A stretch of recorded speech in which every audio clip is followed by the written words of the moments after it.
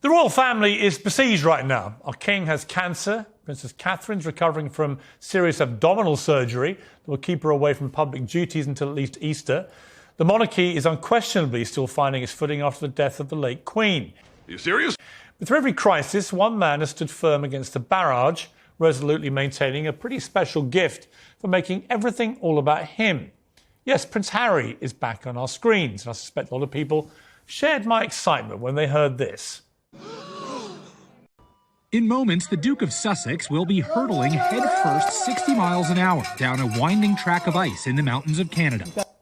Well, fortunately, Harry emerged unscathed and made it back up the slopes to deliver a heartwarming message of peace and reconciliation. At least that was the plan. We see it on a day-to-day basis. The strength of the family unit coming together. How have you processed the fact that there's so much happening back with your family? I have very good question. My own family, right. So as we all do. Yeah. I've got other trips planned that would take me through the UK or back to the UK. I'll stop in and see my family as much as I can. Stop it. Really? Even in a schmaltzy softball interview with American Breakfast Television, Harry is prickly and defensive, and with good reason. Illness will bring us back together, he says, before immediately clarifying that he's staying on the opposite side of the world because actually he's got plenty of his own things to be getting on with. But rest assured, loyal subjects, he'll still pop in when he feels like it, if he can. Woo! Time permitting.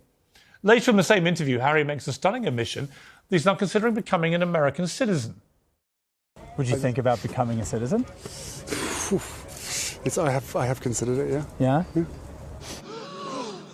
What would stop you from doing it? I have no idea. You know what it might be? You have to give up your titles if you become a US citizen. I'd say that being a senior member of the British royal family, whose only remaining relevance comes from monetising his ever-weakening royal links, is a pretty obvious barrier. Whether the US authorities would even consider making Harry a citizen after he gloated about his prodigious drug use in his memoir Spare is another issue. And just hours after revealing that he might abandon Britain for good, Harry began his briefings all over again. This time let it be known that, heroically, he's prepared to don his ginger cape and soar back to Britain, fulfilling some of the ailing king's duties while he's treated. Stop it. In a typically irritating millennial missive, Harry has offered a, quote, hybrid working model, the regal equivalent of meeting on Zoom in your underpants.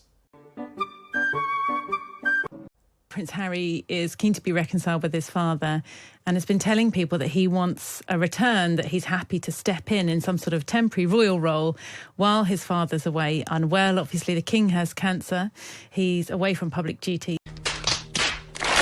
But also Princess of Wales is off. She's recovering from abdominal surgery. She's not going to be around until Easter. What I've been told is that Prince Harry is very keen. He's always wanted to have a foot back in the fold. Are you serious? He never really wanted to be all the way out.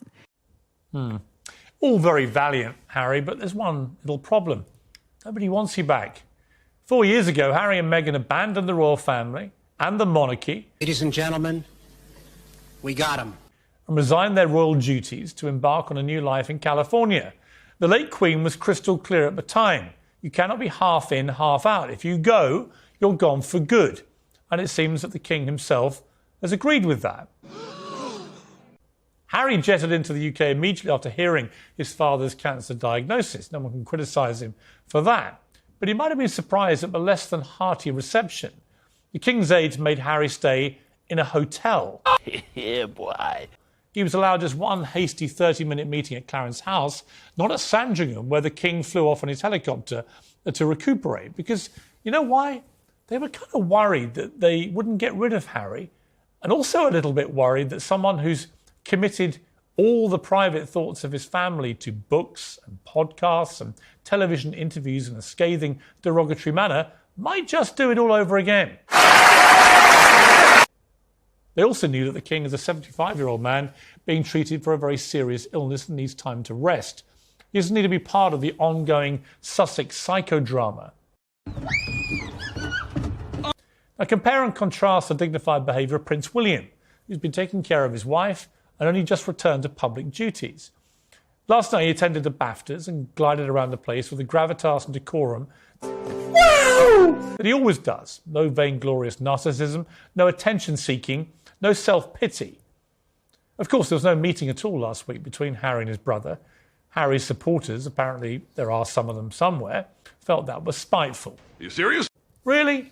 They must have had the recall skills of a goldfish or President Biden. Don't forget that this time last year, the royals were still reeling from Harry and Meghan's Netflix show, which condemned Britain and the monarchy as irredeemably racist and torched the reputations of their closest family members.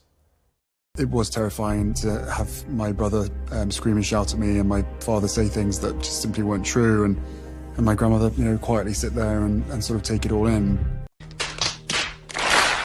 Harry went on to maul his own brother in that show and smeared his own father, the king, as a liar. The monarchy was directly accused of destroying two of its own to protect itself. Even the late Queen was appallingly presented as a dupe. Stop it. Manipulated by sinister courtiers in a dark plot to smear the poor Sussexes. As if that 6-hour onslaught of sycophancy and sedition wasn't enough, along came the memoir, across 416 pages. Wait for it. Of pure poison. The Prince of Privacy revealed toe-curling details about excruciating and deeply personal disputes with his family, including this about his brother. He grabbed me by the collar, ripping my necklace, and he knocked me to the floor. I landed on the dog's bowl, which cracked under my back. So that was a f***ing lie. The pieces cutting into me. Well, we all laughed, of course. But do you think William laughed at that? The man who will be our next monarch would laugh at being ridiculed and mocked in that manner by his own brother? Is it really any wonder that Prince William wants nothing to do with him? The Prince of Wales is now facing up to the massive responsibility that awaits him as Britain's next head of state, but his own brother has gone out of his way to shatter his reputation and that of his wife. Why on earth would he want to reconcile with someone like that? It's been a relentless one-way attack. That was a low point for Harry, but Harry, well, he can always find a way to go lower, digging deeper and deeper until he finds the gutter. He called Camilla, the new queen, Wait for it. the love of his father's life, dangerous and a villain. Reportedly, he refused to even be in the same room as her when he came over on his mercy mission last week. Harry's also boasted about his drug use and losing his virginity. He revealed the number of people he killed in Afghanistan, breaking all normal rules of how the military behave. He spilled details from intensely private conversations with the king, who'd begged him not to make his final years a misery. We don't need to wait for history to judge how he's getting on with that. And as the global media he supposedly loathes gorged on the red meat he'd tossed them, Harry did precisely what any dignified member of Britain's proudest institution would never do. He toured with TV studios with lurid tidbits for clapping seals.